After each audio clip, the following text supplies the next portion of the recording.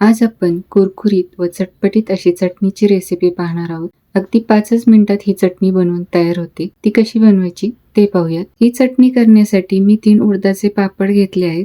ते अशा प्रकारे गॅसवरती भाजून घेऊ. जर तुमच्याकडे पापड भाजण्यासाठीची स्टीलची जाळी असेल तर ती देखील तुम्ही गॅसवरती ठेवून हे पापड भाजून घेऊ शकता. आता याच पद्धतीने सर्व पापड भाजून घेऊ. अशा पद्धतीने हे सर्व पापड मी व्यवस्थित भाजून घेतले आहेत.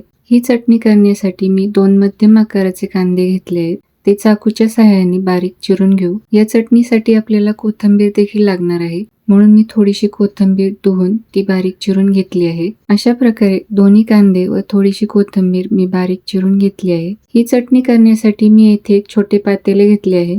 त्यामध्ये हा बारीक चिरून घेतलेला सर्व कांदा टाकून घेऊ. आता यामध्ये मी 1 टीस्पून लाल तिखट व चवीनुसार मीठ टाकून घेतले आहे. आता हे सर्व मिश्रण चमच्याच्या सहाय्याने एकत्रित करून घेऊ. अशा प्रकारे या पातेल्यातील कांदा, लाल तिखट व मीठ हे सर्व जिन्नस चमच्याने हलवून मी एकत्रित करून घेतले आहेत. या फोडणी पात्रात 2 टेबलस्पून तेल मी गरम करून घेतले आहे.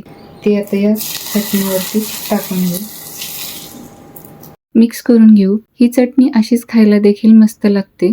आता या पापडांचा बारीक भुगा न करता ओबडधोबड असा चुरा करून घ्यायचा आहे आणि यामध्ये टाकून घ्यायचा आहे. अशा प्रकारे सर्व पापड मी ओबडधोबड चुरून यामध्ये टाकून घेतले आहे. आता यामध्ये बारीक चिरून घेतलेली कोथिंबीर टाकून एकत्रित करून घेऊ. या चटणीतील पापड मऊ पडू नयेत म्हणून जेवायला बसण्यापूर्वी पापड कुस्करून यामध्ये एकत्रित करायचे आहे. अशा प्रकारे झणझणीत पापडाची चटणी बनवून तयार आहे.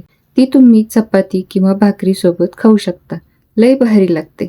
एकदा नक्की बनवून पहा. हा व्हिडिओ जर तुम्हाला आवडला असेल तर व्हिडिओला लाईक व चॅनलला सबस्क्राईब नक्की करा.